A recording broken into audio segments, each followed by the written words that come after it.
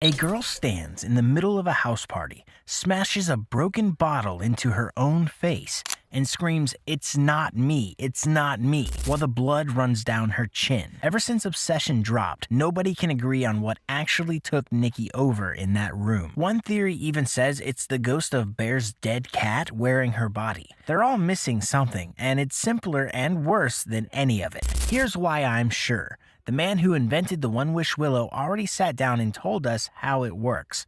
It was never cursed. It never chose Nicki. It's a fake willow twig, a little novelty branch made by a company called Tabby Cat Curiosities, the kind of gag gift you'd find in the impulse bin by the register.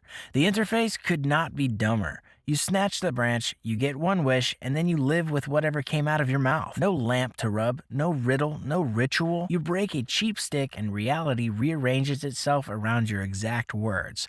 That's the trap right there. When the thing costs less than a sandwich, nobody reads the rules like they're real. So if it's just a wish machine, if it really is that simple, why did it hollow a human being out from the inside? If you like this kind of breakdown, feel free to subscribe so I can keep pulling apart every corner of Obsession like this. Just kidding, this is my last video on Obsession, so drop a comment on what movie I should do next. The director, Cory Barker, wasn't trying to reinvent horror. He told the story himself. He was killing time waiting for It's Always Sunny to come on. A Simpsons rerun was playing. The Treehouse of Horror episode where Homer buys a monkey's paw that grants wishes while the salesman warns him it brings grave misfortune. That was the spark. The willow is his version of the monkey's paw, but he changed the one rule that matters.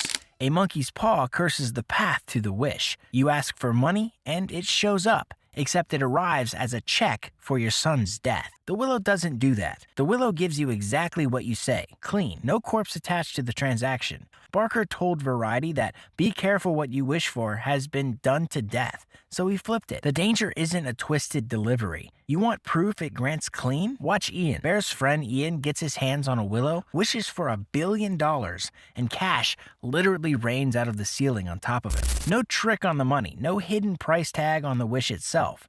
He asked for $1 billion, and $1 billion fell out of the sky. It grants the literal wish. After the wish goes wrong, Bear does exactly what you or I would do. He digs up the number and he calls it. And the movie plays it dead straight, the flat corporate on-hold monotone. The rep who picks up, and I love this detail, is voiced by Cory Barker himself. The rules the rep reads back are simple and final. One wish per willow. It cannot be undone. No reversals, no refunds.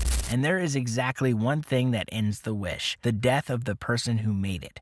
Bear keeps pushing, trying to alter the wish, trying to renegotiate, still trying to keep her, and the answer stays no.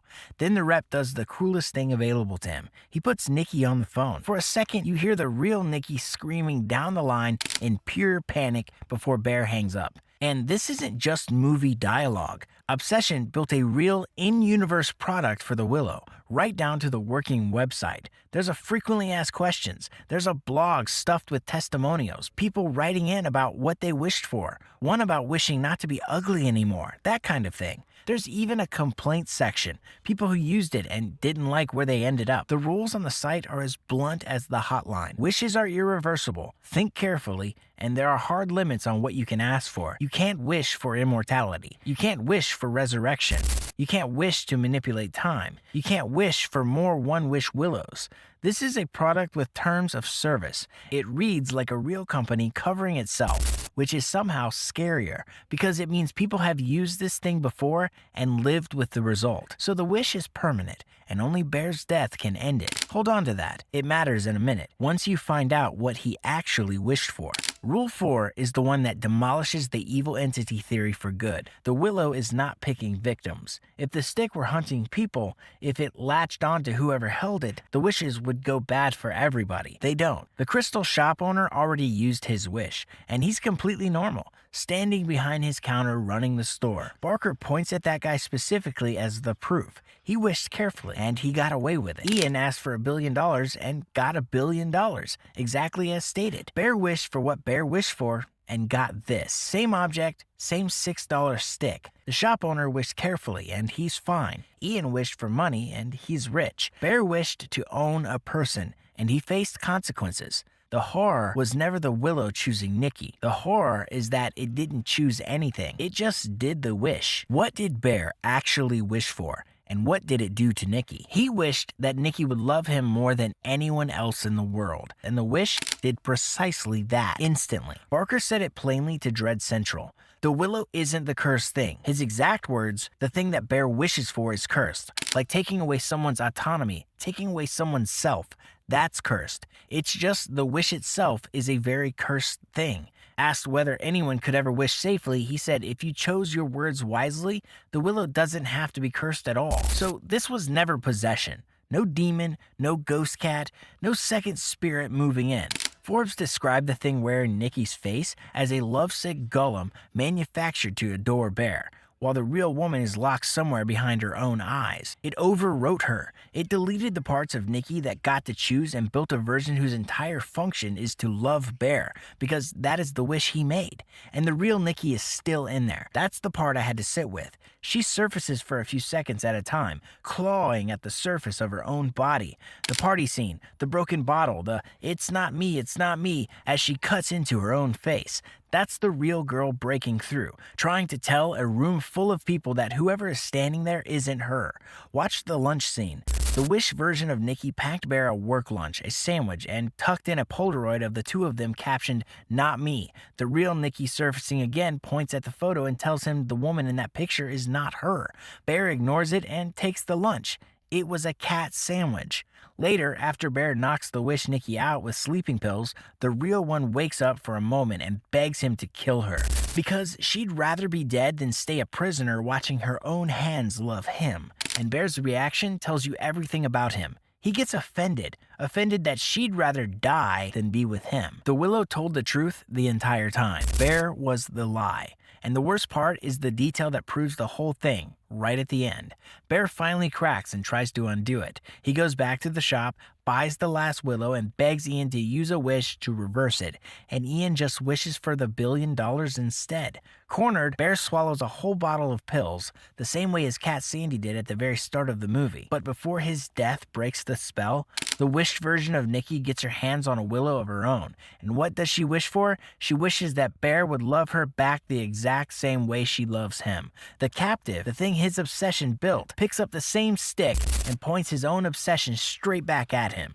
That's when it clicked for me. The willow doesn't corrupt anyone. It reflects them. In careful hands, it rains money. In Bear's hands, it becomes a cage around another person. And in the hands of the thing that cage created, it just loops. The same hunger aimed in a new direction forever. The stick is a mirror. It always was. Bear dies from the pills. His death ends the wish exactly like the hotline said it would. The real Nicki wakes up, finally herself, standing in the middle of the carnage, and screams. Which brings it back around to you. And I mean that. Strip the horror off and look at what Bear's wish actually was. He didn't wish to be a better person. He didn't wish for her life to get better. He had a free wish to make her whole world better, and he used it to make her love him. A wish that hands you another person is just the fantasy of control wearing love's face. And everybody watching this has, at some point, half decided what they'd wish for. You already have a version of it sitting in your head. Whatever you'd reach for tells you exactly who you are, and most of us would not enjoy meeting that person. There's one thing the movie never explains, and I'll be straight about it instead of pretending it's airtight. If $6 wish sticks are just sitting on a shelf in an occult shop, why is the world normal? Why isn't reality on fire? The film never answers it head on. One wish, granted, literal, permanent, honest to the last letter. It never lied. It never chose. It never broke a single promise it made. The real Nicki survives. She's the only one left standing at the end. And Barker has said she probably goes to prison for a very long time.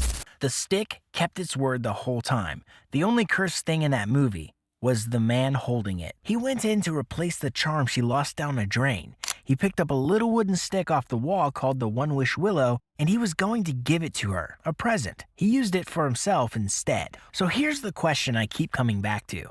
If Nicki had been the one holding that willow, what would she have wished for? Once you answer that, you know exactly what Bear took from her. Her wish would have opened a door. His took away every opportunity she ever had. Bear wishes that Nicki loves him more than anyone in the world. and what comes back is something obsessive, violent, and hollowed out wearing her face. You can't alter it. You can't refund it. When he calls the company in a panic, the representative tells him that the wish only breaks if Bear himself dies. Before we go any deeper, I need 1,000 subscribers to get monetized, and I'm currently at 400.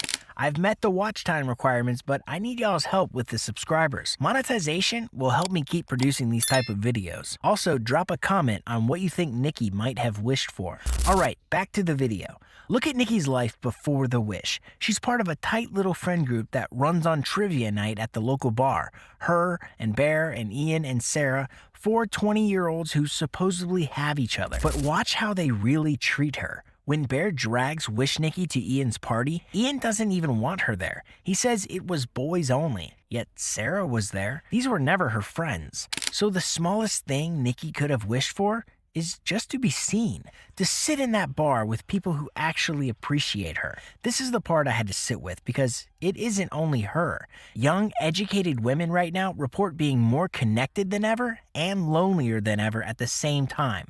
Since the 1990s, the share of women with 6 or more close friends has dropped from 42% to 24%. Adults under 30 are the loneliest group there is. 31% saying they feel lonely often, against 15 for everyone else. These people aren't lonely because they have no friends. They're lonely because they're surrounded by people who don't really know them. That's Nicki at trivia night. So one possibility is that she would have wished for real friends. This is the wish that gets me because it's the generous one. Nicki knows that Bear likes her, but he just won't say it. He can have the intention to buy her the charm that she lost, give her rides, yet he still can't push the sentence out of his mouth. That's the whole reason he reached for the willow. He would rather rewrite reality than risk one honest conversation. Now imagine he actually gave her the willow. Nicki knows this boy she cares about is too scared to tell her how he feels. And one of the kindest things she could wish for is that he'd just find the nerve, that he would just say it. So she wishes that Bear would confess his feelings. This wish does something that bears never could. It gives her a choice. She can say yes, she can say no. But this is the thing I really think she would have wished for. Nicki wanted to be a writer. She was going to quit her job to pursue it. Go back to the party scene. The first time the friend group is back together after Bear made his wish, Nicki recites her Hansel and Gretel poem, which is definitely not what the block told her to do. I've done a deep dive on the meaning of this poem, and it all points to the same thing. It's about incest. Nicki saw Bear as a brother. She couldn't do anything about it, so she writes about her experience. Look at the way she stares at Bear as she recites the poem, how Bear avoids her gaze. People are saying that one of the only ways Nicki was able to express herself was through writing, and the incestual poem was her breaking through. The poem wasn't the only instance. She packs Bear a lunch, and tucked inside are 2 Polaroids, one of Bear labeled "You," and one of herself labeled "Not Me." In just a few words, Nicki was able to express herself. She was able to send the message that she was trapped, but Bear ignores it, just as he ignores every other sign. That's probably why the lunch was a cat sandwich. Bear's wish took everything from her. Her ambitions, dreams, all wiped away because she's probably going to spend the rest of her life in a psych ward. She could have wished to be a successful writer. If Bear gave her that willow, her life would be drastically different than what it became.